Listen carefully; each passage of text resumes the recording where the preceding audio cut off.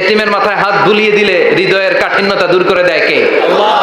এক লোক এসে বলে, নবী আমার হৃদয়টা বড্ড শক্ত, হৃদয় নরম হয় না, এমন কিছু আমারে শিখিয়ে দেন যাতে হৃদয়টা নরম হয়ে যায়। বিষ্ণু বললেন, তোমারে 3টা কাজ করতে বলবো। 1, এর হামিল ইয়াতিম, এতিমের প্রতি রহমদিল হও। 2, আমসাহ আলা রাসি, এতিমের মাথায় হাত বুলিয়ে দাও। 3, আতইম তুআমাকা মাআহু, তোমার খাবার তার সাথে শেয়ার করো।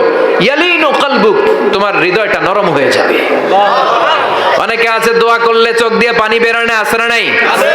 কঠিন হৃদয়, হৃদয় নরম হয় না। এতিমের মাথায় হাত বুলিয়ে দিবেন, আপনার হৃদয়টারে নরম করে দিবে কে? যাদের ঘরে শান্তি নাই, জ্বালা যন্ত্রণা, একটু এতিমখানায় যাবেন, কিছু দান সৎকা করবেন। ওরা খেতে পায় না, ওদেরকে খাবার দিয়ে আসবেন, একটা গরু দিয়ে আসবেন, একটা খাসি দিয়ে আসবেন, ওরা খাবে, আপনার জন্য দোয়া করবে। আর মাথায় একটু হাত বুলিয়ে দিয়েন।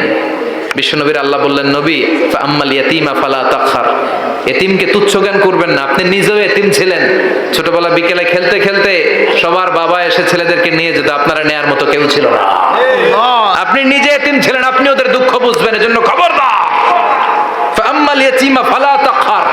বিশ্বনবীর আল্লাহ ধমক দিয়ে বলে, ফালা তাখহার, এতিমদের প্রতি কঠোর হবেন না, তুচ্ছ জ্ঞান করবেন না, এতিমের সাথে রূঢ় আচরণ করবেন না।